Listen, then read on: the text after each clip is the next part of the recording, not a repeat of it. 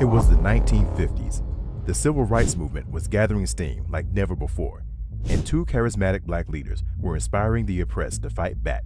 We've got some difficult days ahead, but it really doesn't matter with me now, because I've been to the mountaintop. Albeit in completely different ways. At the same time, internationally, it was a decade marked by the politics of the Cold War.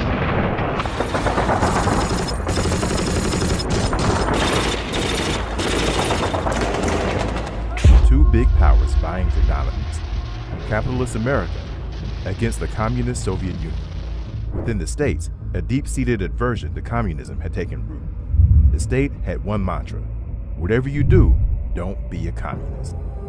It was against this backdrop that Malcolm X, the fiery advocate for black people and the spokesperson for the Nation of Islam, announced to the world that he was a communist.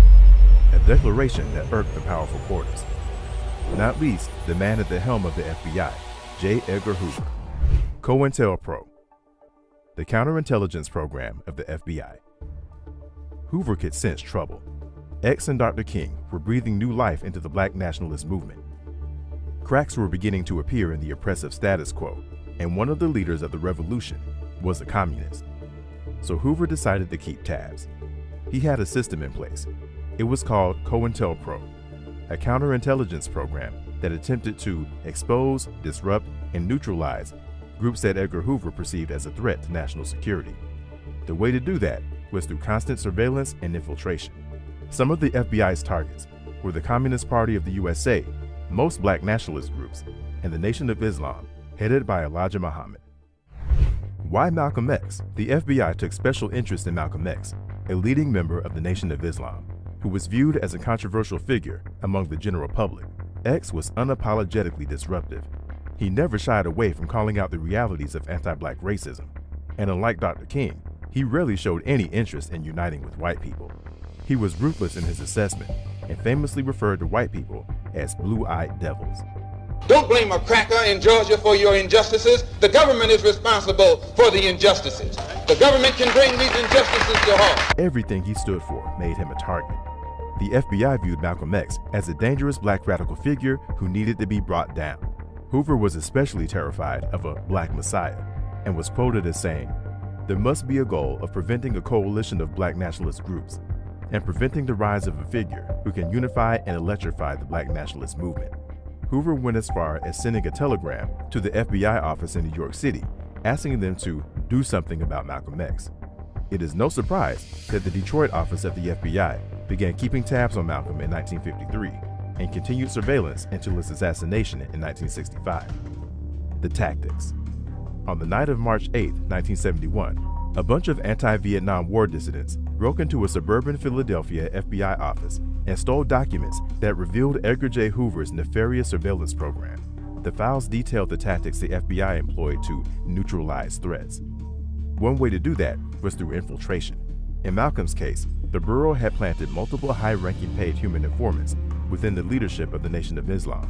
These informants created paranoia among the leadership and caused an everlasting rift between Elijah Muhammad and Malcolm X, which ultimately led to Malcolm's death in 1965. But there was much more.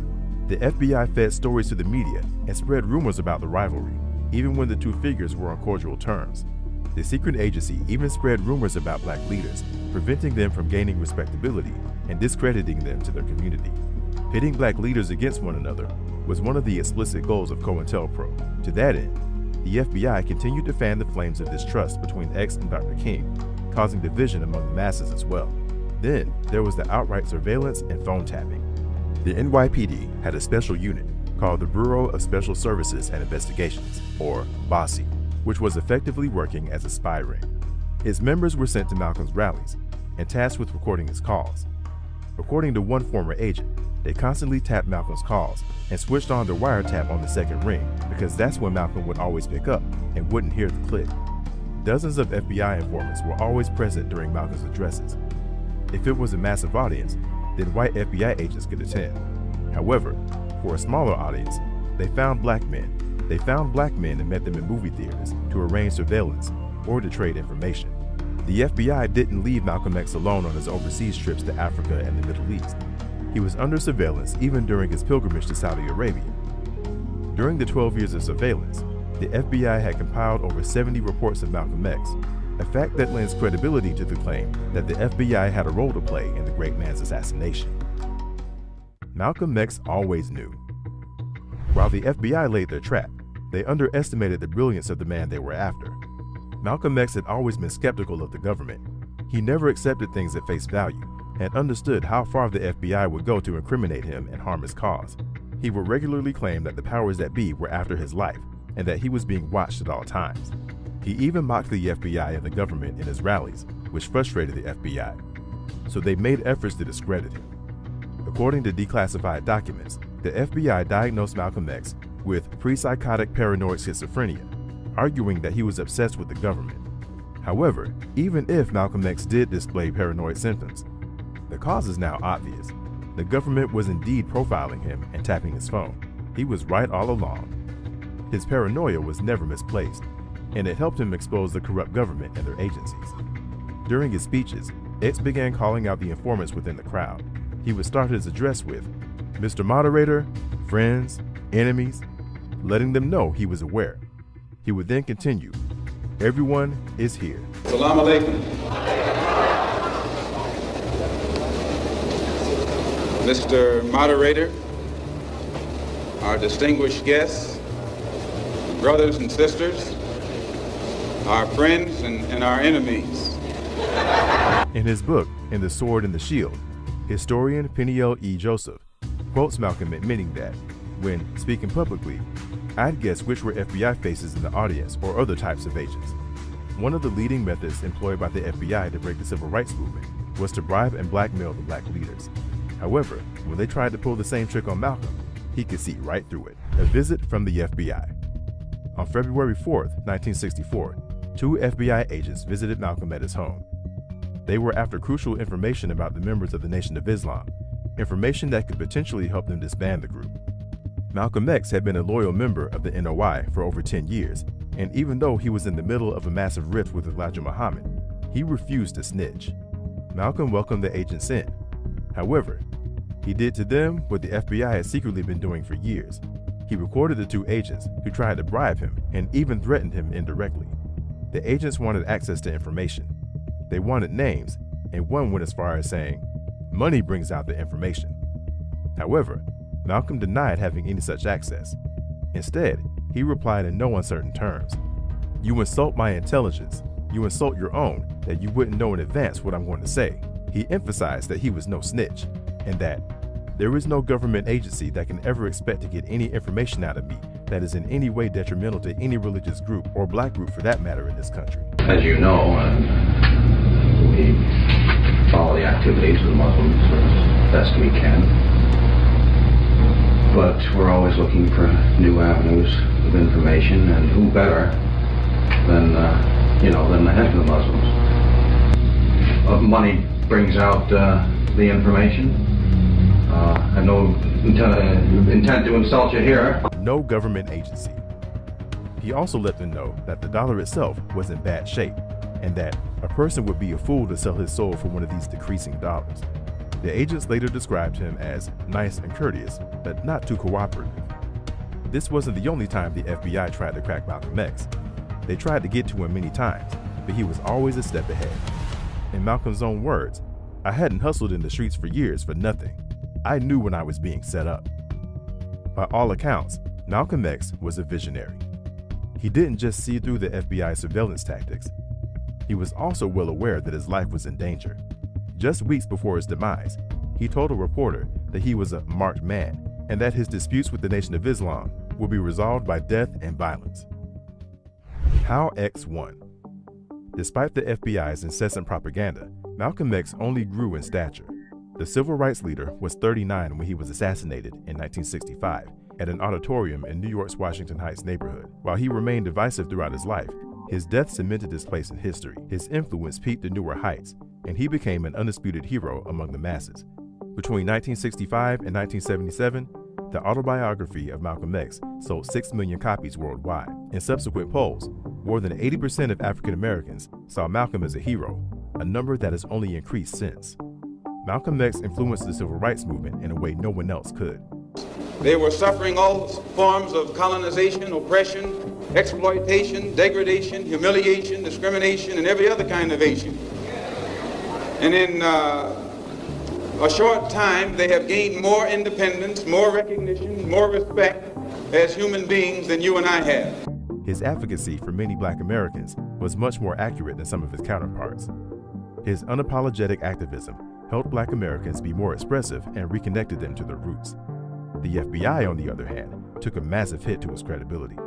Once regarded as the best intelligence agency in the world, the organization was forced to pay substantial damages for the COINTELPRO program. To this day, the agency is forced to answer questions over surveillance and the unsolved deaths of Black leaders several decades ago. Malcolm X has achieved the status of an icon. His legacy lives on, and the FBI continues to fight for legitimacy. Yet, they have the power of the government. But in the grand scheme of things, Malcolm X defeated Hoover's agency quite emphatically. What's something that you always carry with you? Hot sauce. Really? Yeah. Are you getting information right now? Hot sauce. Hot sauce in my bag, Swag? Hot sauce. Really? Yes. Now listen, I yes. just want you to know, people are going to see this and say, okay, she's pandering to Black people. Okay. Is it working? But we got more questions. You got more questions, but I tell you, if you have a problem figuring out whether you're for me or Trump, then you ain't Black. The year was 1964, and race riots gripped the country. As America tried to break loose of the chains of slavery, Jim Crow, and its racist ideals. It was also up against one of the most pivotal presidential elections the young democracy had ever faced. But like every year, the Black vote would determine which candidate ended up at the White House and which one ended up in the doghouse. One man tried to warn us of the duplicitous nature of politicians and to be very careful on who we vote for. Who taught you, please, who taught you to hate the texture of your hair? This video, we will explore Malcolm X's powerful ballot or the bullet speech and the demands he laid down 60 years ago. And with presidential elections right around the corner, you need to watch this video. Please make sure you hit that subscribe button.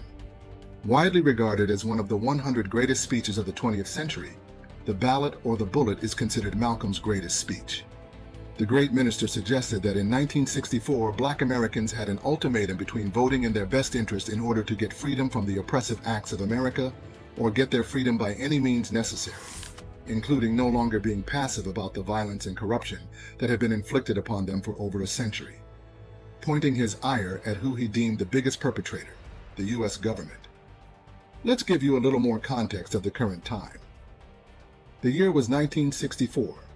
America was still reeling from the assassination of President John F. Kennedy.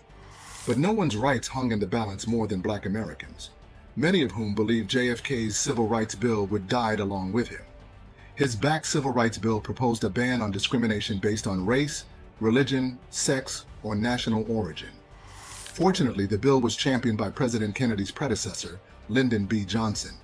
Now it would be easy to proclaim President Johnson as some hero and friend of African Americans.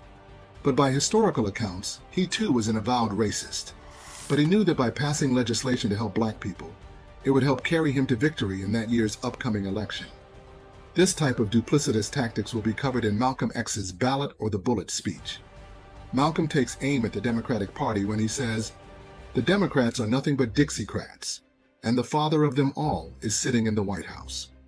Ouch. The Dixiecrats were a short-lived organization that believed in protecting states' rights and were proponents of maintaining racial segregation. Dixiecrats were mostly Southern Democrats who splintered from the Democratic Party after President Harry Truman ordered military integration and other rights to address civil rights in regard to African Americans. The symbol for the Dixiecrats was the Confederate battle flag. Even though up to that point, Democrats were political supporters of civil rights for Black Americans, they also housed most of its opponents. In 1948, as President Harry Truman backed a civil rights bill that would integrate the federal workplace, one of its biggest detractors was none other than a senator from Texas named Lyndon B. Johnson. He used a congressional procedure known as filibustering. A filibuster is a loosely defined term for action designed to prolong debate and delay or prevent a vote on a bill. And before he became president, Lyndon B. Johnson was a great filibuster against civil rights. Malcolm's point was there was no need to tie yourself to any of these politicians because they are doing for what's in their best interest, and he believed black Americans should too. I've been silent for the past 90 days because of some statements I made concerning the President of the United States, which were distorted. They were distorted. And yes. What did you say, Malcolm? Well, I said the same thing that everybody says, that his assassination was the result of the climate of hate. But only I said the chickens came home to roost, and which means the same thing. 1964 was also a rocky year for the minister. After the assassination of President Kennedy, Malcolm gave his infamous quote, "The president's death was nothing more than a case of the chickens coming home to roost." This caused irreparable damage between him and the Honorable Elijah Muhammad and his role among the Nation of Islam. By the spring of 1964, Malcolm had officially announced his split with the nation. Malcolm gave the ballot or the bullet speech twice, April 3, 1964, at the Corey Methodist Church in Cleveland, Ohio, and the second being on April 12, 1964, at the King Solomon Baptist Church in Detroit, Michigan. One of the biggest takeaways from his speech was his insistence on black nationalism over every other difference among black people, especially religion. Historically, black Americans have been devout followers of the Christian faith, mainly in the sect of Methodist and Baptist. The predominance of Christianity among black Americans can be attributed to several factors. During the transatlantic slave trade, many slaveholders used Christianity and the Bible as a tool of control, manipulating scriptures in order to reaffirm the brutality of their acts and condemn the captives for even considering rebellion. However, many enslaved people found spiritual solace and a sense of community in Christian teachings.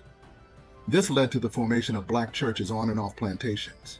In many instances, church became the only place slaveholders and white Americans would allow black Americans to congregate in peace. These churches became central to black communities, providing not only spiritual guidance, but also social support and a platform for activism. Of course, Malcolm was very educated and even sympathized with the plight of African Americans and their indoctrination into the Christian faith, and felt there was no need to try to convert anyone, but only to convince them that black nationalism is the true path. Malcolm X's conception of black nationalism was a multifaceted ideology that emphasized the empowerment, self-reliance, and unity of all black people, particularly African Americans. Black nationalism was often misconstrued by mass media by claiming it to be a form of black superiority. However, black nationalism was about black people loving themselves and their people first, but not solely. Malcolm X's definition of black nationalism was centered on the principles of self-determination, economic independence, political autonomy, cultural reclamation, militancy and self-defense, unity, and a critical stance against integrationist ideals. These principles aim to empower black people to achieve true liberation and justice in the face of systemic racism and oppression. His ideas were dynamic and continued to evolve throughout his life, reflecting his growing understanding of the global context of racial struggle. Malcolm X advocated for black people to take control of their own destiny. He emphasized the importance of self-respect and self-worth, encouraging African Americans to be proud of their heritage and identity. In the speech, he hammers that point several times.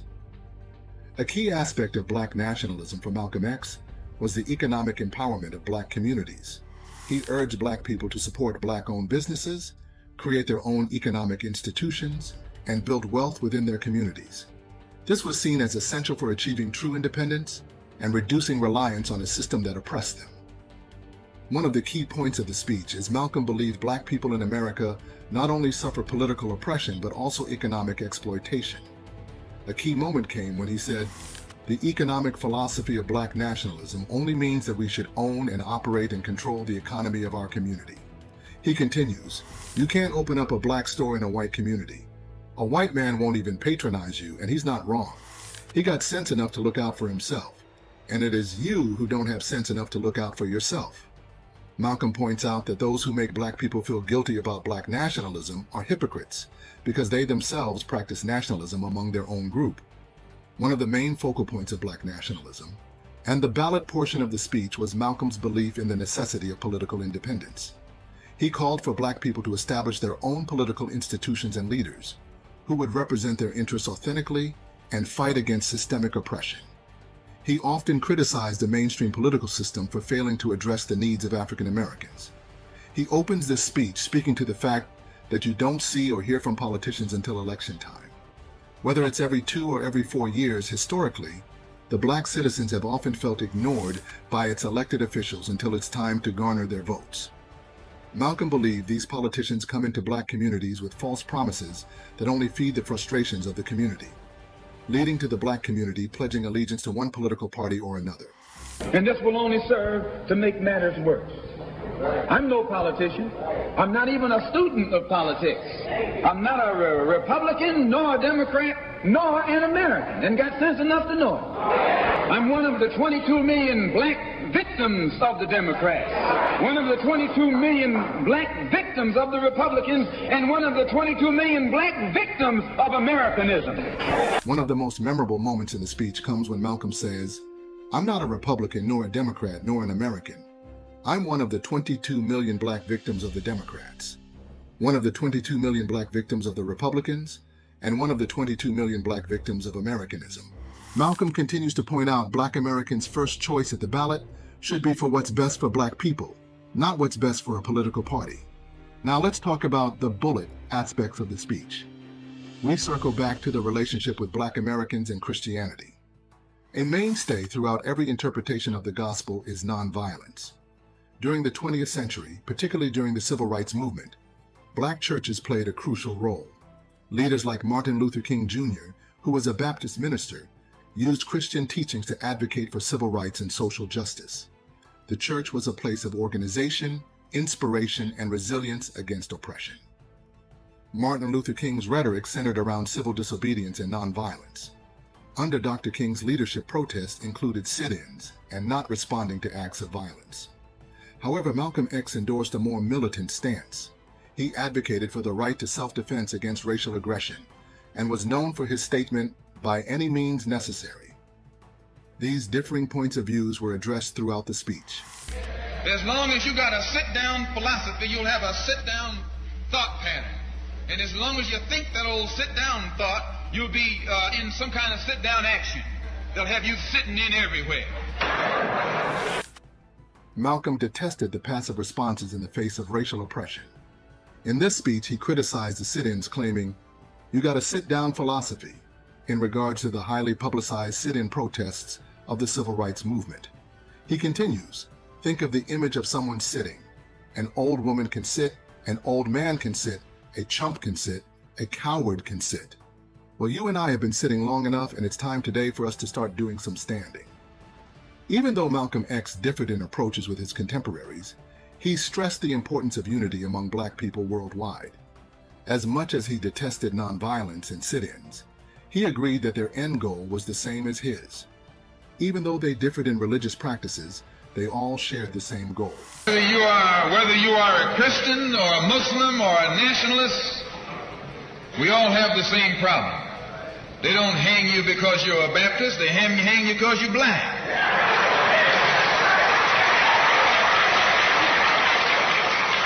They don't attack me because I'm a Muslim, they attack me because I'm black. He saw the struggle of African Americans as part of a larger global fight against colonialism and imperialism. He often spoke about the need for solidarity with people of African descent across the diaspora.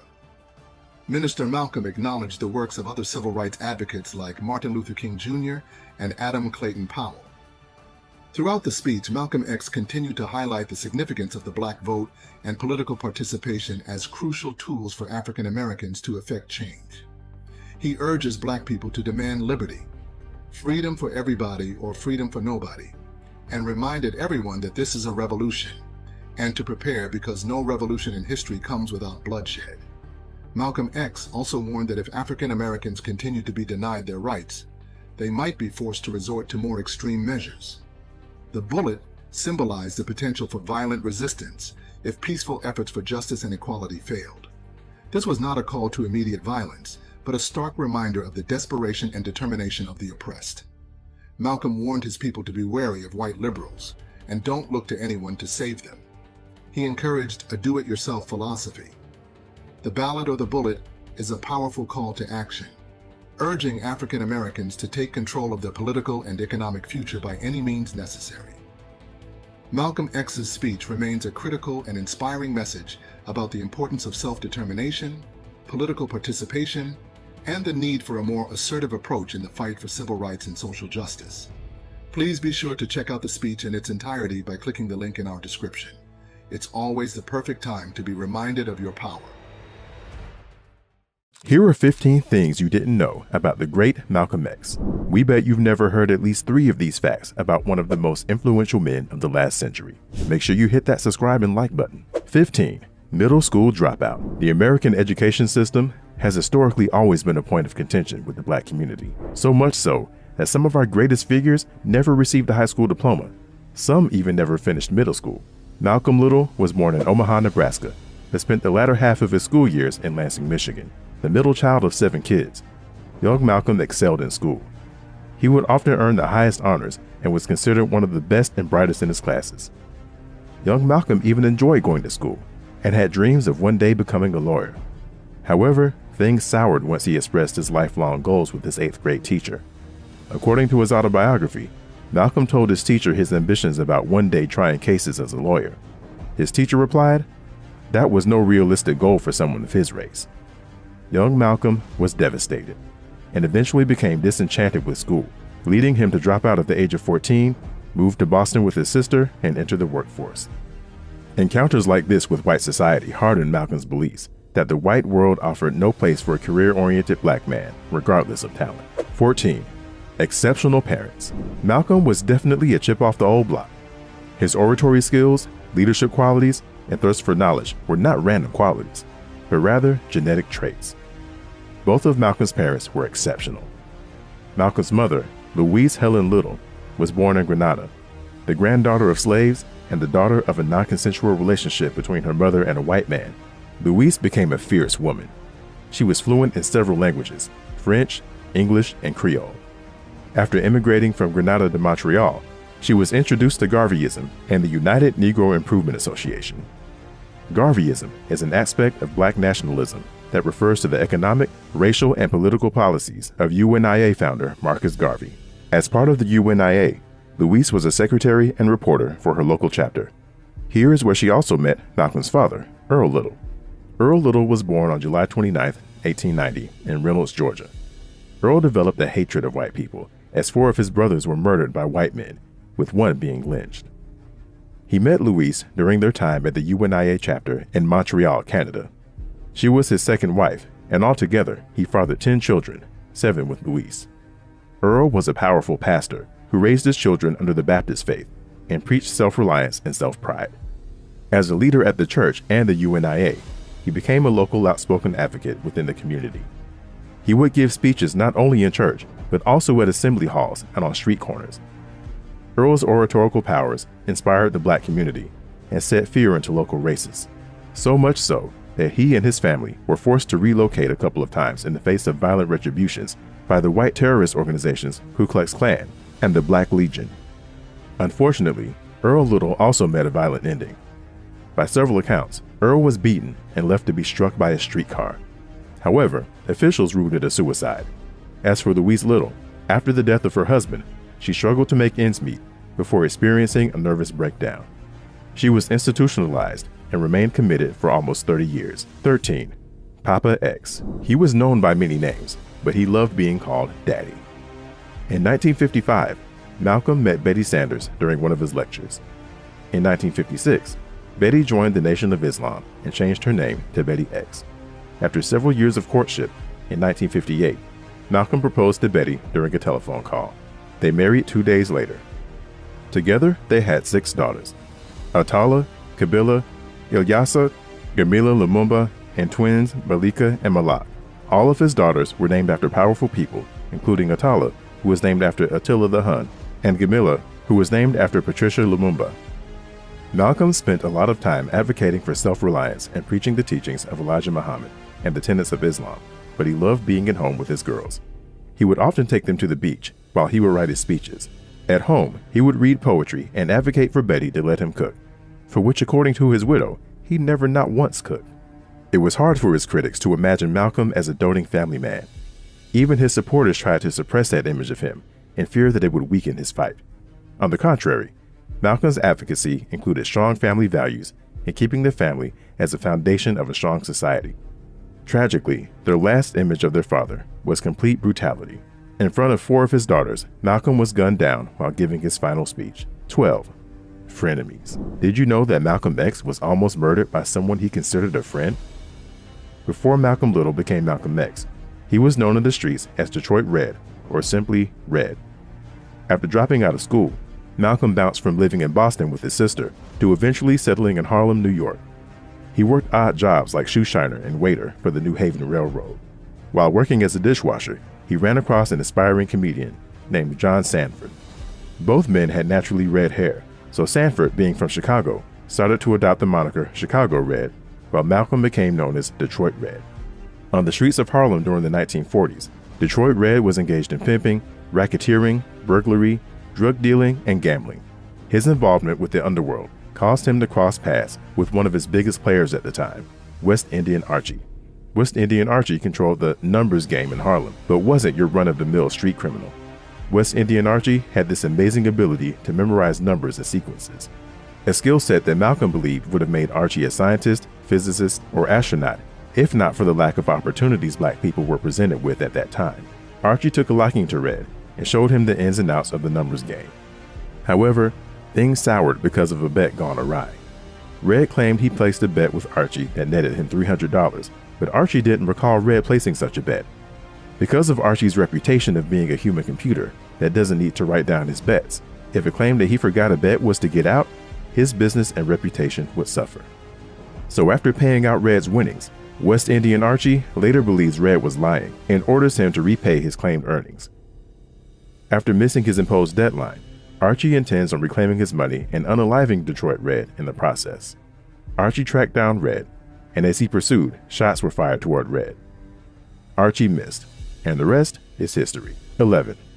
World War II veteran. Almost. Sergeant First Class Malcolm Little?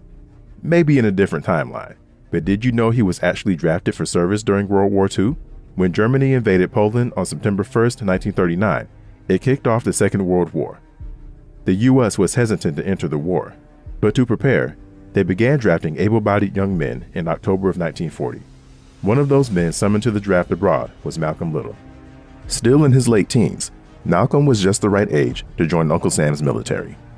The 6'4" young man out of Nebraska was surely fit enough to pass the physical requirements, but also slick enough to find a way out. To get drafted, you must not only be of sound body, but of sound mind. When Malcolm was psychiatrically evaluated, he went full-on crazy. During his evaluation, Malcolm said, "I want to be down south, organize some black soldiers, steal us some guns and kill us some white folk." Acts like that, combined with his mother already being institutionalized, Malcolm was declared mentally disqualified for service. With that, Malcolm avoided taking part in the war. 10. He grew up Christian. Malcolm was one of the first men to rise in prominence in America and openly declare his devotion to Islam. But did you know he was actually raised Christian? Growing up in the Midwest, Malcolm and his siblings were all baptized. As a Baptist preacher, Malcolm's father, Earl, guided his children through the teachings of Christ. He taught his children the ways of self-reliance and self-determination through Bible scriptures. Even after the death of his father, Malcolm saw the kindness in Christianity through the acts of Seventh-day Adventists. In his autobiography, Malcolm said about the Adventists, "They are the friendliest white folk I have ever seen." Of course, he would go on to feel much different about Christianity, and it had a lot to do with this next fact. 9. His siblings introduced him to the Nation of Islam. In the 1992 biopic by Spike Lee, it is portrayed that Malcolm's turnaround in prison is guided by a man named Bain. It also alludes to the idea that Bain encourages Malcolm to turn away from perming his hair, using drugs, and lean into self-education. It is also depicted that Bain introduced Malcolm to Islam and the Nation of Islam. All of this did happen while Malcolm was in prison, but it wasn't spearheaded by his mentor Bain. Because there was no Bain, the character featured in the film was a creative choice made by film director Spike Lee. Malcolm's turnaround in prison was a combination of factors, but for certain, his introduction to Islam and the NOI was because of his siblings. After being sentenced to 8 to 10 years for the crimes of larceny and breaking and entering, Malcolm's siblings would write him letters espousing this new religious movement led by the Honorable Elijah Muhammad. This movement was all about black self-reliance and advocated for blacks to return to Africa, all guided by the religion of Islam. This movement was called the Nation of Islam. At first, Malcolm was reluctant at the letter's insistence until 1948 when his brother, Reginald, wrote to him, asking him to give up eating pork and smoking cigarettes. He did both. An imprisoned Malcolm had already become disenchanted with Christianity, and as time went on, he became more receptive to the teachings of the Honorable Elijah Muhammad and committed himself to the Nation of Islam. 8. America's Most Wanted. During his Detroit Red days, Malcolm was a terror in the streets. He sold and used various drugs, was a womanizer, gambler, and known to be very violent. Even after all of this, he was still considered no more than a petty criminal that should be taken off the streets. But did you know that before he became Malcolm X, he was already on the FBI's watch list? During Malcolm's transition from crook to revolutionary, he was challenged to reflect on his relationship with white people by his brother, Reginald. As he reflected, Malcolm had concluded that all of his engagements with white folk up until that point were marked by dishonesty, injustice, greed, and hatred. As he continued his self-education of American politics and its systems of oppression, Malcolm became inspired to create change. In 1950, now anointed by the Honorable Elijah Muhammad as Malcolm X, he wrote a letter to President Harry Truman. In the letter, Malcolm expressed his opposition to the Korean War and declared himself a communist. That letter landed Malcolm on the FBI's watch list from then until his death. You're never going to believe these next few facts about Malcolm X. 7. He helped grow the NOI by 10,000%. After Malcolm was released from prison, he left his life of crime, swine, and drugs behind. After he was granted parole in 1952, Malcolm visited Elijah Muhammad in Chicago. A short time later, he was named minister of a temple in Detroit. Shortly after that, he was appointed to Boston, then Philadelphia, and finally, Temple No. 7 in Harlem. During his run as minister for the NOI, it is believed that Malcolm X led the surge in membership growth. From 1952 till his fallout with the nation in the 1960s, membership went up from 1,200 to 100,000. At 6'4", 180 pounds, red hair plus charm and command, Malcolm led thousands of people to the teachings of the Nation of Islam. His powerful speeches and message of self-reliance made him the second most powerful man in the NOI behind Elijah Muhammad. At one point, it is estimated that Malcolm-led temples were pulling in close to 200 converts every month. His most famous recruit was a young black boxer from Louisville, Kentucky by the name of Cassius Clay. After joining the NOI, the world began to call him Muhammad Ali. 6. He had a creative side. All great men have a hobby where they showcase their creativity. Some try out board games like chess, others try ballroom dancing, painting, or guitar lessons. But do you know what Malcolm enjoyed? Photography. If you look through the photos taken of the great civil rights leader, you'll often see images of him holding a camera. Malcolm was known to carry film cameras with photo and video. Malcolm wanted to capture proof that Muslims and members of the NOI were productive, kind, and balanced, which went against the sensationalized narrative, which portrayed them as a black supremacist terrorist organization. Malcolm's photos often showcased children going to school, members working in the community, and their thriving businesses. He also enjoyed catching images of his family and some of his contemporaries like Sam Cooke, Muhammad Ali, and Jim Brown. After his wife, Betty Shabazz's death, Malcolm X's photo library was acquired by the New York Library. 5. Molding minds for generations. Malcolm X was one of the greatest orators and thought leaders of modern times. However, as we already examined, the self-educated leader dropped out of high school at the age of 14. But even still, several schools are named after him, including a college. Malcolm X College is a 2-year college on the north side of Chicago, Illinois. Founded as Crane College in 1911, it started as a community college designed for the graduates of the local high school. Then in 1968, at the behest of the local community, Crane College was renamed Malcolm X College. Malcolm X College focuses on preparing its students for careers in the healthcare field. The school received a $250 million upgrade in 2016 when the city of Chicago built a state-of-the-art facility and a 1,500-space parking garage. And there are other schools throughout the country that carry on honoring Minister Malcolm, including Malcolm X Academy in San Francisco, Malcolm Shabazz City High School in Madison, Wisconsin, and Malcolm X Elementary School in Washington, D.C. 4. A man of many names. A lot of famed black Americans have gone through name changes. Martin Luther King was born Michael King.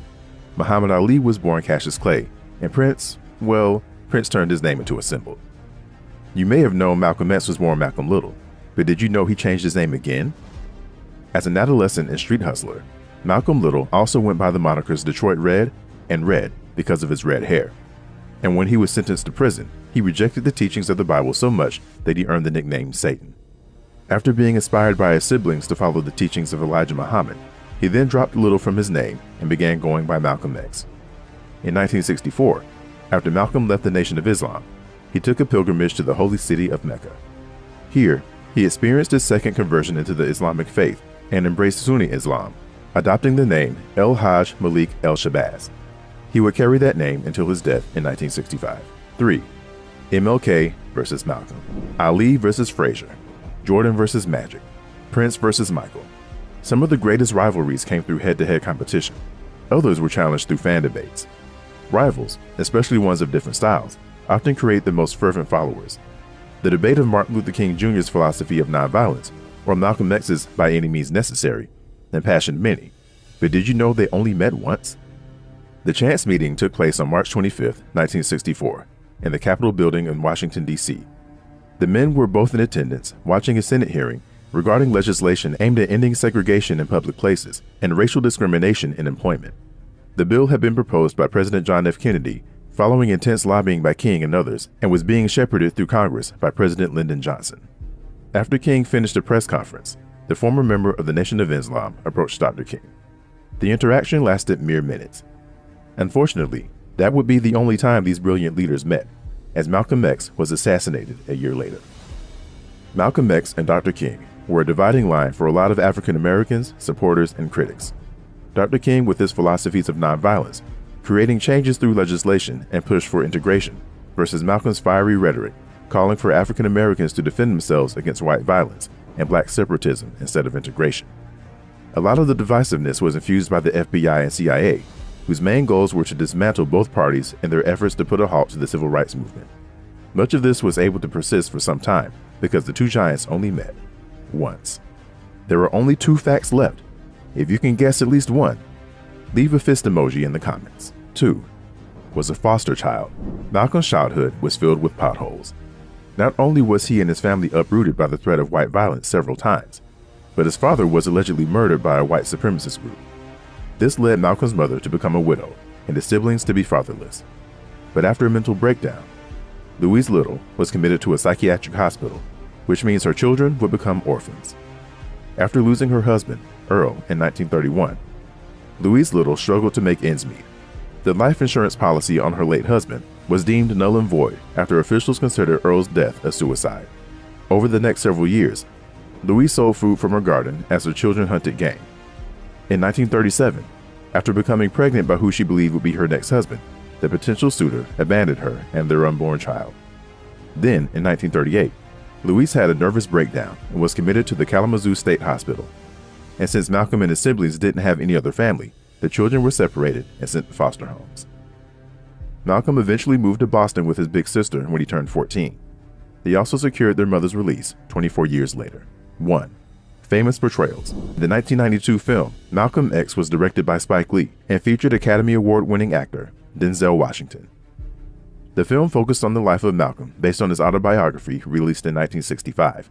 This is the most notable portrayal of Malcolm, but did you know he was also played by Morgan Freeman? Morgan Freeman starred in the 1981 film Death of a Prophet. The film is a documentary-style depiction of Malcolm's last 24 hours before his assassination. It had a lukewarm response, but it is often credited for Morgan's great performance. Another fun fact, the guy who played the Honorable Elijah Muhammad in the 1992 film Malcolm X also played Malcolm X in the 1979 miniseries Roots: The Next Generation. The polarizing civil rights leader has been added to many storylines of plays, TV shows, and movies, including The Godfather of Harlem, X, The Life and Times of Malcolm X, and The Greatest. Do you believe Malcolm X and Martin Luther King Jr. were truly enemies? Were their philosophies irreconcilable? Or were they in fact two sides of the same coin fighting for the same goal, racial equality, just with different weapons? Join us on this journey as we delve into the complex relationship between these two iconic figures. Malcolm X and Martin Luther King Jr. were the giants of the civil rights movement, yet their names are often uttered in hushed whispers, separated by an invisible line in history. America in the 1950s and 60s was a tinderbox of racial tension. Segregation and discrimination were the law of the land, casting a long shadow over the lives of millions of African Americans. It was in this cauldron of injustice that two voices rose above the din, each offering a different path toward freedom. Martin Luther King Jr., the apostle of nonviolent resistance, with a soaring dream of racial harmony, and Malcolm X, the fiery revolutionary, preached self-defense and black self-reliance. Let's explore their contrasting philosophies, the role of the media in creating a false dichotomy, and the enduring impact of their legacies on the struggle for racial justice today. The Civil Rights Movement, 1950s through the 1960s. To fully understand the relationship between Malcolm X and Martin Luther King Jr., we must first step back and go through the canvas of America in the 1950s and 60s. It was a nation grappling with the deep scars of slavery and the lingering injustices that festered in its wake. Imagine a world where black and white weren't just colors, but dividing lines etched into every aspect of life. Segregation ruled with an iron fist, dictating where you could live, learn, eat, even drink. Public buses, schools, restaurants, and even water fountains were segregated, forcing African Americans into a shadow society and denying them the basic dignities and rights afforded to their white counterparts. This wasn't just an inconvenience, it was a denial of humanity. Black families were trapped in cycles of poverty, denied access to quality education and employment, and subjected to the constant threat of violence and intimidation. Jim Crow laws were the teeth of this oppressive system, while the brutal realities of lynchings and police brutality was its ugly claw. The Civil Rights Movement, like a tidal wave of human dignity, began to gather momentum. From the Montgomery bus boycott, led by Rosa Parks and Dr. King, to the sit-ins at lunch counters and the freedom rides challenging interstate segregation, the movement refused to be silenced. It was a chorus of voices, demanding equality, justice, and an end to the suffocating grip of Jim Crow. This was the stage upon which Malcolm X and Martin Luther King Jr. emerged. Two towering figures, each with a unique vision for achieving the same dream, a dream of a truly free and equal America for all its citizens. But the paths they would choose, the tools they would use, and the shadows that the media would cast upon their relationship would become a story in itself. Different paths, but the same goal. Malcolm X and Martin Luther King Jr. represented two distinct but equally valid approaches to the same goal. Malcolm X championed self-defense and black reliance, while Martin Luther King Jr. advocated for nonviolent resistance and integration. Their voices, forever etched in history, continue to inspire and challenge us, reminding us that the fight for justice and equality is an ongoing journey, paved with both fiery defiance and an unwavering hope. Malcolm X. Malcolm X's life was a testament to the harsh realities of segregation and its brutal effects. Born Malcolm Little in Omaha, Nebraska in 1925, he witnessed firsthand the racism that poisoned American society. Tragedy struck with the death of his father, leaving the family to grapple with poverty and discrimination. Malcolm's early experiences, fraught with adversity, would shape a worldview steeped in resilience, self-reliance, and an unyielding quest for justice. Malcolm's journey took a profound turn during his incarceration when he discovered the teachings of the Nation of Islam. Embracing Islam, he shed his surname Little, symbolizing the rejection of his family's legacy of enslavement. Expelled from school at 15, he faced poverty, discrimination, and even prison, where he encountered the Nation of Islam, also known as NOI.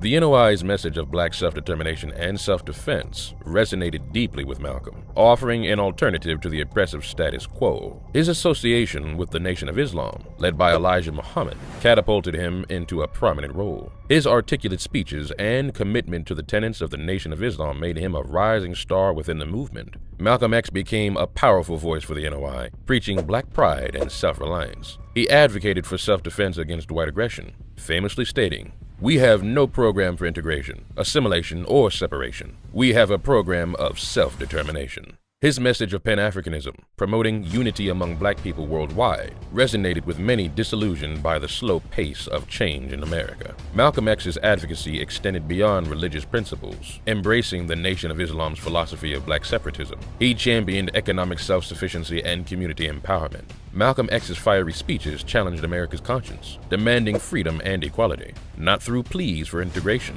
but through any means necessary. In the face of escalating racial violence, Malcolm took a controversial stance on self-defense, arguing that African Americans had the right to protect themselves from systematic oppression. His powerful address at the 1964 Organization of Afro-American Unity Summit in Cairo, OAU, advocating for armed self-defense and Pan-African solidarity, stands as a testament to his unwavering commitment to black liberation. As Malcolm X rose to prominence, the media played a pivotal role in shaping public perception. Initial portrayals often focused on his fiery rhetoric and confrontational style, painting him as a radical figure challenging the status quo. Martin Luther King Jr.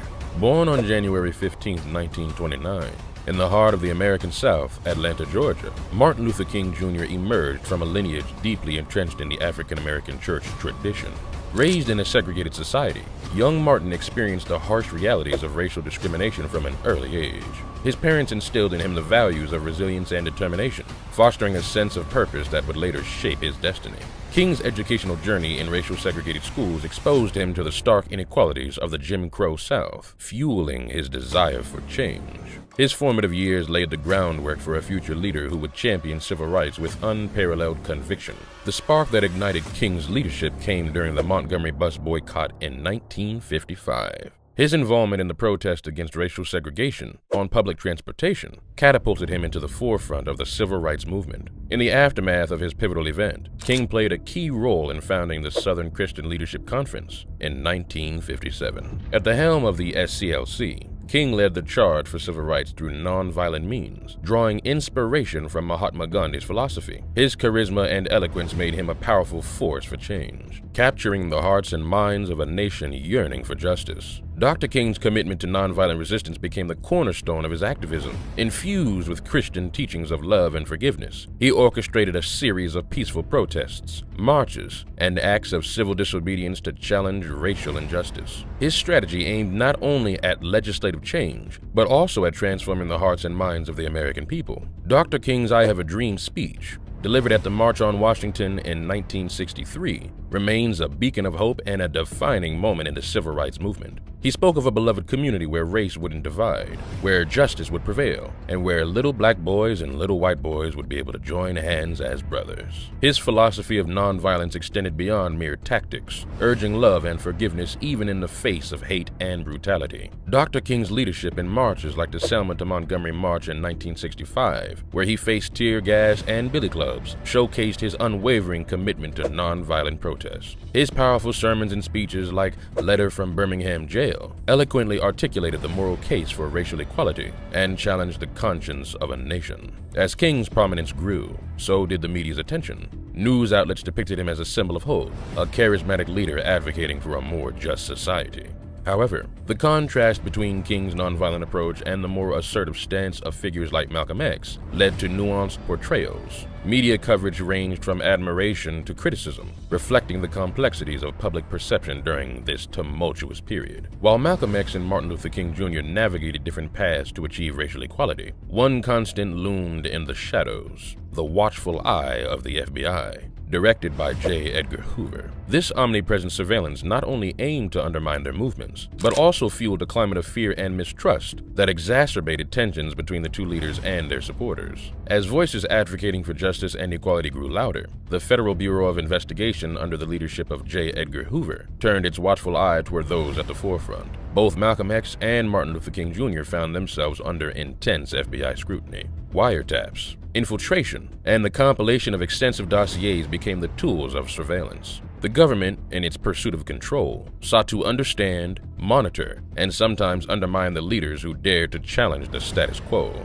The FBI viewed both Malcolm X and Martin Luther King Jr. as threats to national security. Malcolm X's affiliation with the Nation of Islam and his calls for self-defense triggered alarms, leading to extensive monitoring of his movements and communications. Likewise, Dr. King's nonviolent protests, despite their peaceful nature, were seen as a potential catalyst for social unrest, prompting the FBI to infiltrate the Southern Christian Leadership Conference and engage in illegal wiretapping. FBI made blatant attempts to disrupt the movement. This surveillance went beyond mere observation. The infamous COINTELPRO, or counterintelligence program, emerged as a sinister weapon in the government's arsenal. Covert actions ranged from spreading false rumors to exacerbating existing tensions between activists. The goal was to create divisions, fuel internal conflicts, and ultimately weaken the collective strength of the civil rights movement. With a mandate to disrupt civil rights organizations, COINTELPRO targeted not only Malcolm X and Martin Luther King Jr., but also aimed to sow seeds of discord within the broader movement.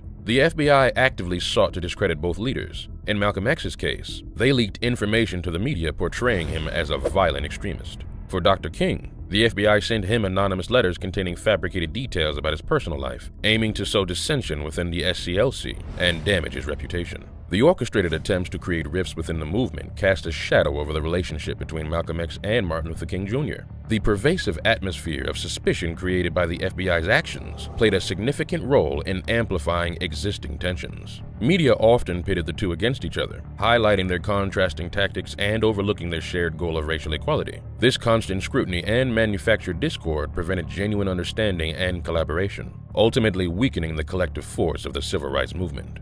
As the 1960s unfolded, both Malcolm X and Martin Luther King Jr. underwent profound transformations in their perspectives marked by personal growth, changing circumstances, and an ever-shifting socio-political landscape. Beneath the surface of contrasting tactics and public statements existed a layer of mutual respect and a shared yearning for a better future for Black Americans. Despite their divergent philosophies, Malcolm X and Martin Luther King Jr. acknowledged and praised each other's contributions to the civil rights movement. Malcolm X referred to Dr. King as his brother in the fight, expressing admiration for his leadership and charisma. After parting ways with the Nation of Islam in 1964, Malcolm X embarked on a journey of ideological reevaluation. His pilgrimage to Mecca exposed him to a more inclusive Islam and a global perspective that transcended racial divides. Rejecting the separatist stance of his earlier years, Malcolm began advocating for a united front in the fight against racial injustice. His evolving perspective embraced collaboration with other civil rights leaders, signaling a departure from the strict doctrines of the Nation of Islam.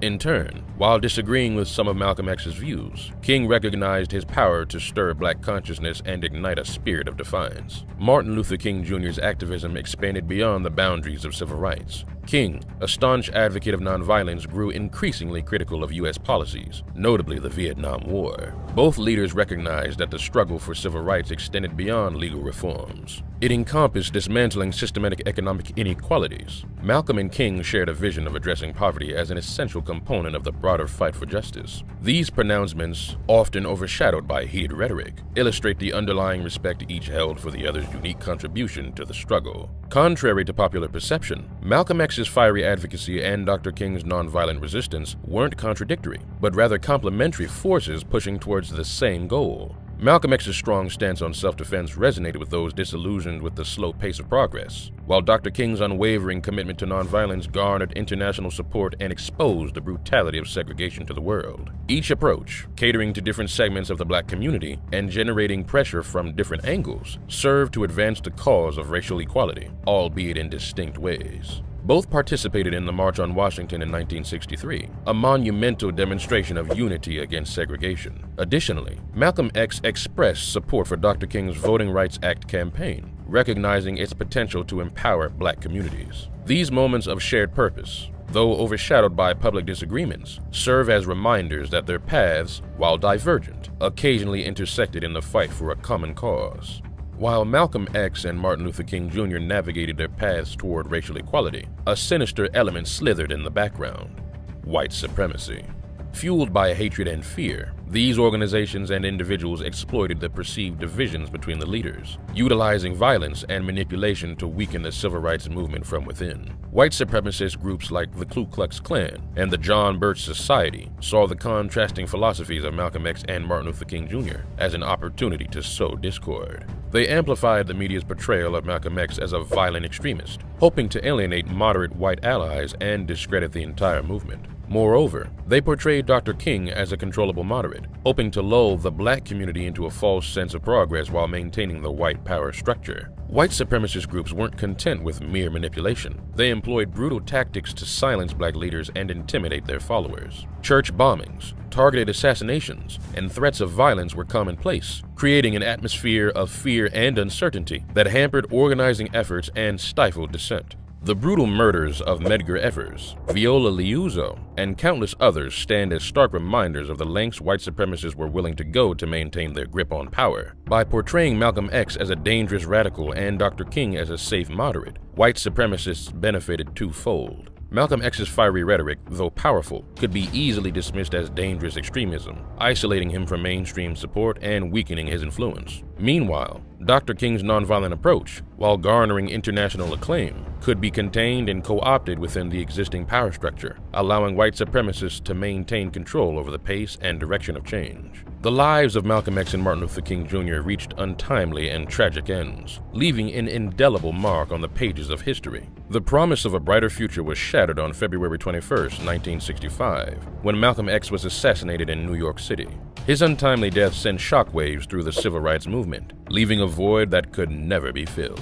Just 3 years later, on April 4, 1968, the world mourned the loss of Martin Luther King Jr. as he fell victim to an assassin's bullet in Memphis, Tennessee.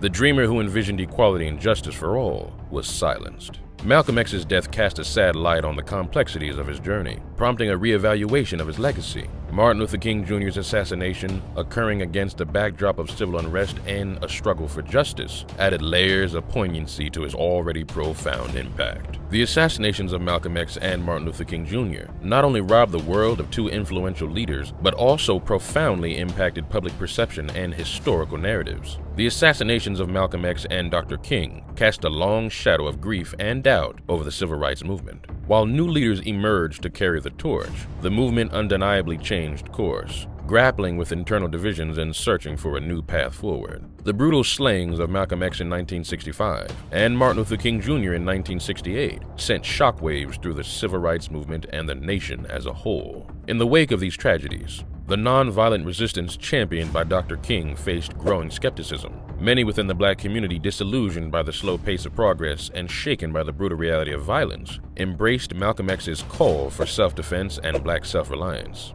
This shift in sentiment led to the rise of black power movements, advocating for armed self-defense and community empowerment. These weren't mere losses of iconic figures. They were brutal reminders of the deep-seated racial hatred that still festered within American society. The impact of their death resonates even today, shaping the trajectory of the movement and influencing the ongoing fight for racial justice. Their legacies don't exist in isolation. They continue to shape the conversation about race, justice, and social change. Leaders like Ella Baker, Fannie Lou Hamer, James Baldwin, and countless others, each with their unique experiences and philosophies, played crucial roles in shaping the movement's direction and impact. Ignoring their contributions is like viewing a masterpiece through a pinhole, missing the richness and depth of the entire work. From Black Lives Matter protests to debates over police reform, the voices of Malcolm X and Dr. King resonate through the decades, offering valuable perspectives and reminding us of the unfinished work of the civil rights movement. As we conclude on lives of Malcolm X and Martin Luther King Jr., it is crucial to reflect on the intricate dynamics that shaped their journey through the tumultuous waters of the civil rights movement. According to historian Robin D. G. Kelly, while often portrayed as rivals, Malcolm X and King were more allies on different battlefields. King's nonviolence shone a light on racial injustice on the global stage, while Malcolm's bold advocacy for black self-reliance empowered those yearning for immediate action. Both were vital forces, pushing the movement forward from different angles. Malcolm X's exposure to racism and incarceration fueled his belief in self-defense and black unity. King, influenced by Christian teachings and the Montgomery bus boycott, embraced nonviolence as a way to expose the moral bankruptcy of segregation. Though different paths, their shared goal was dismantling the machinery of racial oppression. The relationship between Malcolm X and Martin Luther King Jr. was not a simplistic tale of adversaries. It was a nuanced narrative, marked by occasional convergence, yet defined by the diversity of their approaches to the fight for civil rights.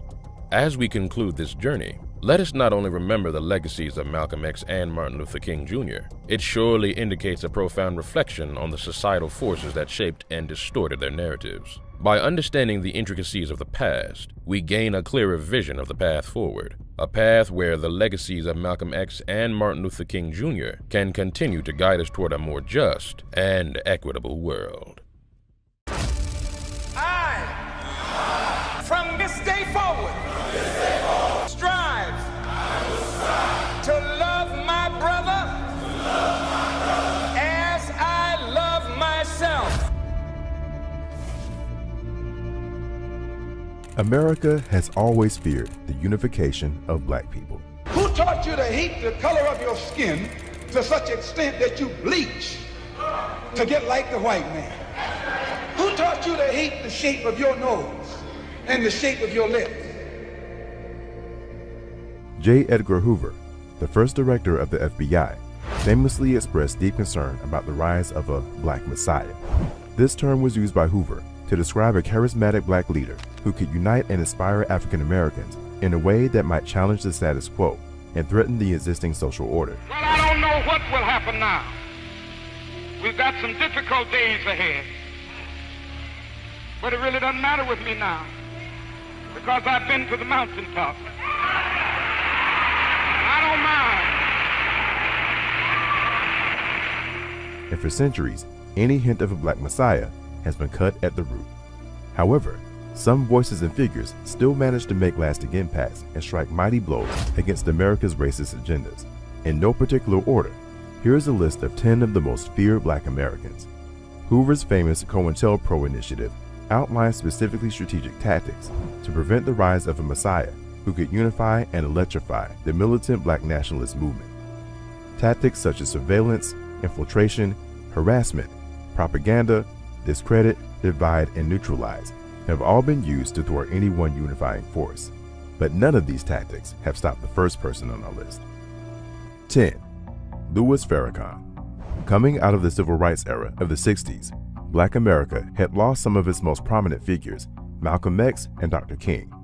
But right over the horizon rose a new voice out of the Nation of Islam, a leader who had been a guiding force for over 50 years and a perceived threat for equally as long. The Honorable Louis Farrakhan had been a powerful advocate for black self-reliance, economic independence, and solidarity among the black community. A disciple of the Honorable Elijah Muhammad, Minister Farrakhan is arguably one of the greatest orators of modern times. They say the tongue is mightier than the sword, and Minister Farrakhan has been in America's crosshairs for wielding his weapon of choice. We didn't come to Washington to petition the government for a way out of her, but to find a way out of our affliction. But a way out from something bigger than our affliction. Once heralded as the next Malcolm X, Louis Farrakhan has garnered his own following and laid down his own legacy of black empowerment. His ability to mobilize the masses of black folk has continuously earned him the title of one of the most feared black Americans. Farrakhan's speeches often blend religious doctrine with a keen understanding of social issues, making him a compelling figure for many who feel disenfranchised by America. His ability to communicate complex ideas in a relatable manner has garnered him a large and devoted following. This power was put on full display when he was able to spearhead the Million Man March in 1995. The Million Man March. On October 16, 1995, an estimated 1 million African Americans descended on the nation's capital. It was a landmark event in American history that had a profound impact on both the African American community and the broader national dialogue on race and social justice. Organized by Minister Farrakhan, along with the Nation of Islam, provided a powerful platform for addressing issues such as economic inequality, family instability, and racial injustice. Of course, anything that resembles a massive united front in the black community would draw criticism. Critics question the motives and ideology of Farrakhan. Nonetheless, the Million Man March was an example of the power of Minister Farrakhan's ability to get millions on the path to unification. The Honorable Minister Louis Farrakhan is seen as a threat to the social order of America because of its criticism of systemic racism and white supremacy tactics used throughout the government, law enforcement, and other power structures. The Nation of Islam's leader's ability to mobilize nationally and globally makes him one of the most feared black men in America's history. Next on our list was the youngest ever to be labeled a black messiah. 9. Fred Hampton. What were you doing at 21 years old? Well, Fred Hampton was a revolutionary. We might not be back. I might be in jail. I might be anywhere. But when I leave, you can remember I said with the last words on my lips that I am a revolutionary. Fred Hampton was the charismatic leader and chairman of the Illinois chapter of the Black Panther Party. Known as Chairman Fred, he played a critical role in the unification and mobilization of which he referred to as the Rainbow Coalition. The coalition included the Puerto Rican nationalist group, the Young Lords, and the organization of poor whites called the Young Patriots. The Black Panther Party was already deemed a threat by America's mainstream, considered a black nationalist movement that promoted violent tactics. But on the contrary, the Black Panthers only believed in self-sufficiency, black love, and self-defense. As a member of the Black Panther Party, Fred Hampton played a critical role in expanding the party's influence in Chicago and beyond. He was instrumental in organizing programs like the Free Breakfast for Children initiative and health clinics. Chairman Fred's affiliation with the Black Panther Party, along with his ability to galvanize the working class and poor across races, put him on J. Edgar Hoover's hit list. The FBI director deemed him a potential black messiah. COINTELPRO versus the Black Panthers. COINTELPRO has to be considered one of the most detrimental weapons to ever be used against black Americans. It has successfully dismantled and destroyed many of black Americans' efforts to unite and build self-sufficient communities. Secret FBI memos made public today show that the late J. Edgar Hoover ordered a nationwide campaign to disrupt the activities of the New Left without telling any of his superiors about it. One of COINTELPRO's active missions was to destroy the Black Panther Party and to undermine and neutralize Hampton's leadership. On the early morning of December 4th, 1969, a team of Chicago police officers conducted a raid of Fred Hampton's apartment. The raid was part of a broader crackdown on the Black Panthers. According to the official police account, the officers claimed that they were met with gunfire upon entering the apartment, leading to an intense shootout that resulted in the deaths of Fred Hampton and fellow Panther Mark Clark. The police reported that the Panthers had fired at them, and they returned fire in self-defense. However, this official narrative was quickly challenged. Evidence suggested that the police had fired nearly all the shots during the raid. Chairman Fred was found to have been shot multiple times at close range while lying in bed, execution style. Further investigations revealed that the FBI, through COINTELPRO, had been actively involved in monitoring and targeting Hampton, with the raid being part of a broader strategy to neutralize him and the Black Panther Party. 8. Martin Luther King Jr. Martin Luther King Jr. is one of the most iconic and revered figures in American history, but he was also considered one of the most dangerous men in America at one point, which is very odd for a man who led with nonviolence. Happy to join with you today in what will go down in history as the greatest demonstration for freedom in the history of our nation. Dr. King's philosophy of nonviolent resistance was the cornerstone of his leadership. He believed that peaceful protest and civil disobedience were the most effective ways to combat racial segregation and injustice. This approach won him widespread respect and contrasted with the violence typically inflicted upon the participants. A common trait among those deemed too powerful among the black community is the ability to convey messages and galvanize the masses. Dr. King was one of the best orators of all time. A well-educated Morehouse graduate, King grew up leading church congregations. This skill set translated well as he led many in the fight against racism and segregation. I've been to the mountaintop. Despite his commitment to nonviolence, King was perceived as a threat by many in the American establishment, including the FBI and other government entities. Dr. King's campaigns for desegregation, voting rights, and economic justice were seen as radical threats to the existing social order, particularly in the South. However, toward the end of his life, Dr. King's activism evolved.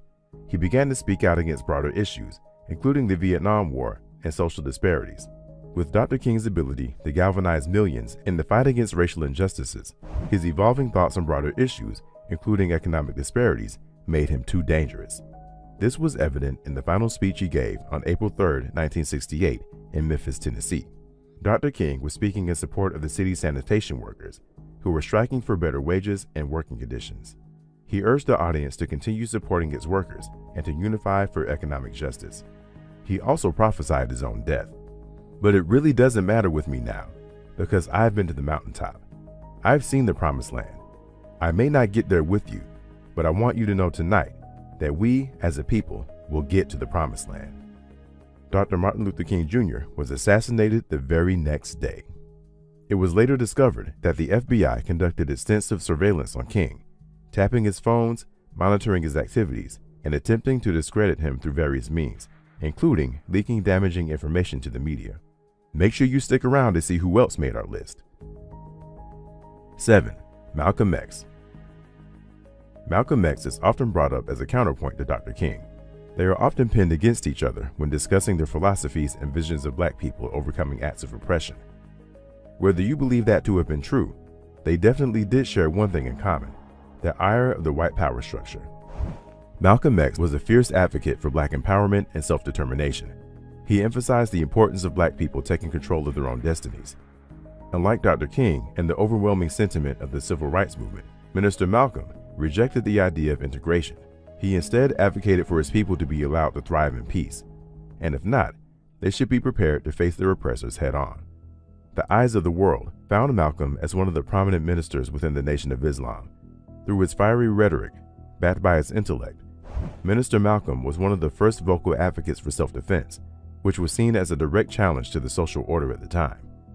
Up to that point, black people were seen as docile, and with he and Dr. King rising to prominence at the same time, his motto of "by any means necessary" was seen as a direct threat and landed him under the watchful eyes of every governmental agency. Another reason Malcolm was determined to be dangerous was that his vision continued to evolve. After his pilgrimage to Mecca in 1964 and his break from the Nation of Islam, Malcolm X began to broaden his focus, advocating for global human rights and connecting the struggle of African Americans to liberation movements in Africa, Asia, and Latin America. He had plans on leading the plight to the stage of the United Nations, which would have been an act of war against U.S. foreign and domestic policies. Unfortunately, Malcolm never made it to the steps of the UN. He was assassinated on February 21, 1965. There has long been speculation and controversy surrounding the assassination of Malcolm X, including potential connections to governmental agencies such as the F.B.I. and the NYPD. There is documented evidence that Malcolm and his family were under constant surveillance by COINTELPRO and the New York Police Department. In 2021, two men who were wrongfully convicted of Malcolm X's murder, Muhammad Abdul Aziz and Khalil Islam, were exonerated after new evidence emerged, including FBI documents that had been withheld during the original trial. This raised further questions about the government's role in mishandling the investigation and possibly covering up key evidence. Up next, this man has impacted more black men and women than Malcolm X and Louis Farrakhan. 6. Elijah Muhammad. Before Louis Farrakhan and before Malcolm, there was their teacher and mentor, the Honorable Elijah Muhammad. Elijah Muhammad was the leader of the Nation of Islam from 1934 until his death in 1975. A huge reason why voices that rise out of the Nation of Islam have to be contained by the power structure is because of the force Elijah Muhammad made the nation. Under Elijah Muhammad's leadership, the Nation of Islam grew from a religious sect into a powerful movement that attracted thousands of followers. The NOI offered a message of self-reliance, black empowerment, and racial pride that resonated with many African Americans during a time of pervasive racism and economic hardship. And we know historically that when black people begin to operate with pride and love of self, for some reason, they become a threat. Elijah Muhammad's teachings emphasized the need for black people to separate themselves from white society, which he viewed as inherently corrupt and oppressive. He advocated for the establishment of independent black communities and institutions. He preached a strict code of conduct, emphasizing discipline, cleanliness, and abstinence from alcohol, drugs, and other vices. His teachings offered a sense of purpose and direction, particularly for those who felt marginalized or disillusioned by mainstream society. He emphasized his teachings in best-selling books. Message to the Black Man was released in 1965 and served as a reference guide on how to live a righteous life according to his teachings. He followed that up with How to Eat to Live, which focused on dietary and health guidance and gave people the instructions on how to live healthier within the confinements of America's highly processed foods. The Honorable Elijah Muhammad's teachings of black separatism were seen as radical and dangerous. Because he didn't push integration, he and the nation were labeled as hostile and violent. On the contrary, he only wanted peace for his people, but just in case, he trained his students in the art of self-defense. However, to find why he was a threat to the white power structure, look no further than his disciples. We know Malcolm X and Minister Farrakhan, but they were only two of his students. Under the teachings of Elijah Muhammad, the Nation of Islam has produced thousands of like-minded men and women who still carry on his teachings. People who believe in doing for self and not looking for any handouts. And when you have people who want for nothing, then you can't control them. And if you can't control them, that makes them dangerous. Will any women make our list? Stay tuned to find out. 5. Nat Turner. There aren't many accounts of black people taking revenge against oppression into their own hands. Many have been scrubbed from the history books. However, Nat Turner led a biblical revolt, and his name will never be forgotten. Nat Turner was an enslaved preacher. Turner was a deeply religious man who believed he was chosen by God to lead his people out of bondage. Before he became a revolutionary, Nat Turner went around preaching the word of God even while he and his were living in hell. Nat's spiritual connections gave him a sense of purpose and mission that resonated with many enslaved Africans. He used his position as a preacher to inspire and mobilize others, framing the rebellion as a divinely ordained act of liberation. This connection between faith and resistance made him a powerful and inspirational figure. From a young age, Turner believed he was destined for a special purpose. He often had vivid religious visions and was seen by others as deeply spiritual. One of his early visions involved him seeing images in the sky, which he interpreted as a sign that he was chosen by God for a great purpose. Turner never wavered on what he believed to be messages from the Almighty himself. That's why, in February 1831, he took a solar eclipse as a sign from God to rebel against the order of things. Several months later, Nat Turner would go on to lead the most storied slave rebellion in American history. Nat Turner, accompanied by about 60 other slaves, began violently fighting their way to freedom. Over the course of 2 days in Southampton County, Virginia, the rebellion left around 60 white men, women, and children dead. The rebellion was quickly squashed by local reinforcements and resulted in the deaths of innocent black men, women, and children as revenge. Although Turner was eventually caught and executed, his willingness to use violence against violence was an act that could never be duplicated. Over the next months, the power structure of chattel slavery made sure to quell any hints of the next Nat Turner. And for years, his tale of vengeance was suppressed or framed as a cautionary tale. 4. Harriet Tubman. Often referred to as the Moses of her people, Harriet Tubman is one of the most revered figures in African American history, and if she was around when J. Edgar Hoover was around, she would have definitely fit the description of a black messiah. She, like Nat Turner, took direct action against the violence of slavery, but instead of meeting it with violence, she instead decided to escape it altogether and take as many people with her as possible. Over the course of a decade, Harriet Tubman used a lesser-known network of routes to free dozens of slaves. The Underground Railroad was a secret network of routes, safe houses, and individuals who helped enslaved African Americans escape from the bondage in the southern United States to freedom in the North, Canada, Mexico, and other safe territories in the 19th century, especially in the years leading up to the Civil War.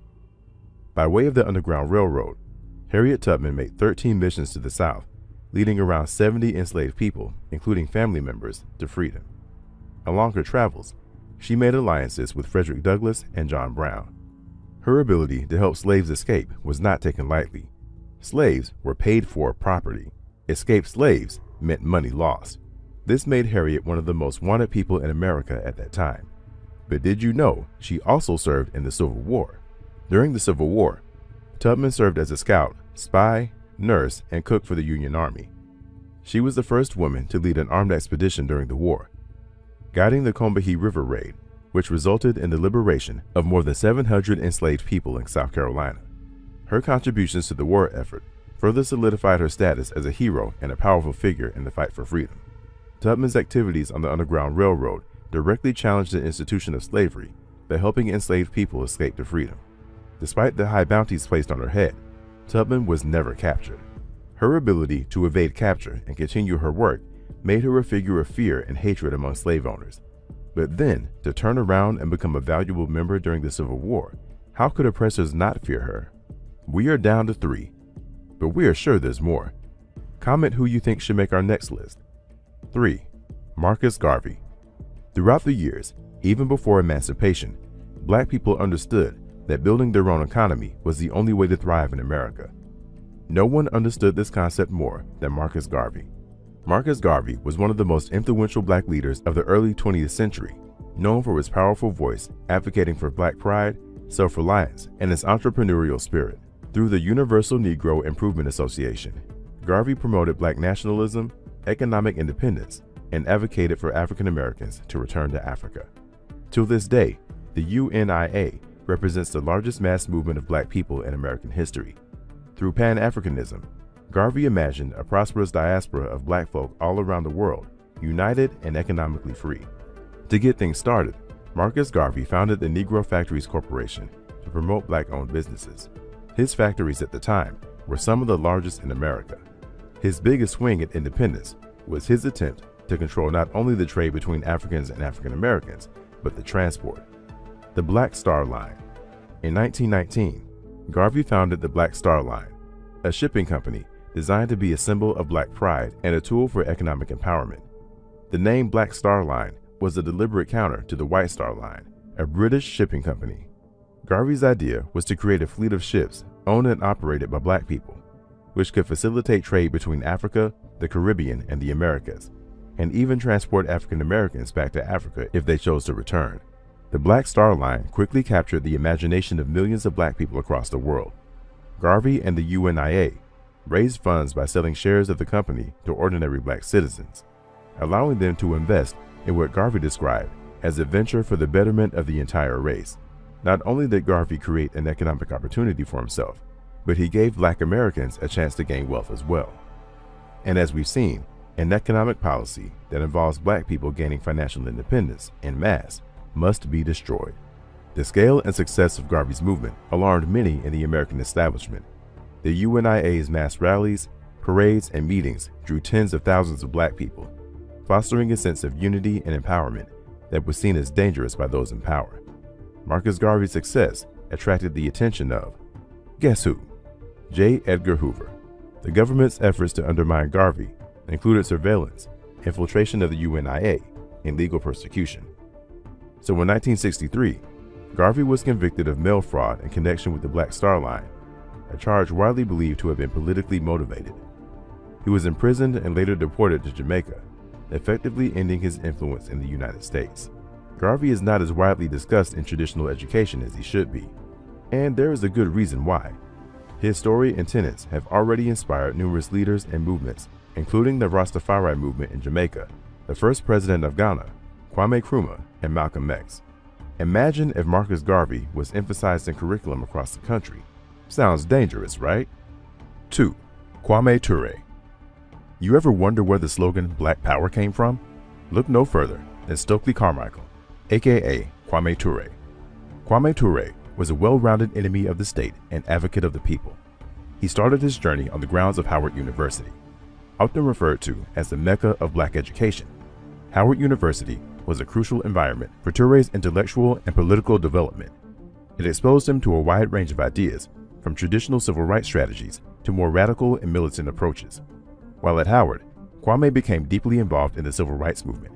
He joined the Nonviolent Action Group, which played a significant role in shaping his activism. During his time at Howard, Kwame Ture participated in the Freedom Rides, a series of integrated bus trips to the South aimed at challenging segregation in interstate travel. His involvement in the Freedom Rides and his subsequent arrests highlighted his commitment to the movement and solidified his reputation as a determined activist. Through his time at Howard and his involvement in the civil rights movement, Ture was able to work alongside Dr. Martin Luther King, Malcolm X, and John Lewis. Because of his youth, Ture saw merit in the nonviolent ways of Dr. King and by the any means necessary approach of Malcolm, and through his own fiery speeches and charismatic leadership, Kwame Ture inspired a new generation of activists. It was his willingness to learn and combine his education that made him dangerous. But he became a true enemy of the state when he formed an alliance with the Black Panthers. Kwame was already championing the need for black self-determination and resistance against systemic oppression, but once he teamed up with brothers and sisters who were about that life, boy did he become a real threat to the social order. The Black Panthers' open advocacy for armed self-defense and their confrontational stance toward law enforcement made them targets for government surveillance and repression. Ture's support for these groups only heightened the sense of threat he posed to the American establishment. Ture's vision extended beyond the U.S., linking the struggle for black liberation and anti-colonial movements worldwide. Ture's shift towards internationalism, particularly his alignment with socialist and pan-African ideologies, positioned him against Western capitalist interests. His travels and alliances with socialist leaders in Africa, as well as his support for global revolutionary movements, were seen as subversive by those in power. When Kwame Ture said Black Power, he meant all black people around the world. 1. Huey P. Newton and the Black Panther Party. There was no group more feared by the white power structure of America than the Black Panther Party, which meant there was no greater threat to that power than its co-founder and leader, Huey P. Newton. Along with Bobby Seale, Newton co-founded the Black Panther Party in 1966. The The party's mission to combat police brutality and advocate for black empowerment resonated deeply within the black community, providing a sense of agency and pride. It also meant they became another target of the FBI and other enforcement agents of the state. Under Newton's leadership, the Black Panther Party established a range of community programs, including free breakfast programs for children, health clinics, and educational initiatives. Imagine the power of a child who doesn't have to worry about where their first meal is going to come from. A parent who doesn't have to worry about affording health care. We think the first attribute of any black messiah has to be his ability to captivate audiences with his oratory skills. Huey Newton had that too. He was smooth and articulate, but had the native tongue of every brother of that time. His intellectual rigor and charisma made him a powerful spokesperson for the Black Power movement. The Panther Party's advocacy for armed self-defense and its confrontational approach toward law enforcement were seen as direct threats to the established order. Seeing well-dressed, clean black men and women with their afros pointing toward heaven, holding shotguns and handguns struck fear into the mainstream. They didn't use their weapons for violence, but for patrolling their own neighborhoods and monitoring the activities of police within them. In 1967, Newton was involved in a shootout with Oakland police, resulting in the death of Officer John Frey and Newton's imprisonment for manslaughter. His imprisonment became a rallying point for the BPP, leading to the Free Huey movement. He was released in 1970 after his conviction was overturned, but the legal battles and time in prison took a toll on him and the party. Huey P. Newton didn't believe in capitalism. His association with Marxist and socialist ideologies, as well as their revolutionary rhetoric, were perceived as subversive. Oh, the government can't have anyone giving out free food, free health care, and peacefully patrolling their own neighborhoods. So you know what happened next. COINTELPRO eventually set out to infiltrate, subvert, and destroy, and they went straight for the head of Huey P. Newton. The Black Panther Party was hit with extensive surveillance, infiltration, and attempts to undermine the organization. Soon, constant infighting began. Drug use and domestic violence began to seep through the party. Newton's visibility and leadership made him a particular focus of these efforts. Over the following years, the Black Panther Party became a shell of itself, and in 1989, Huey P. Newton died in a drug-related murder.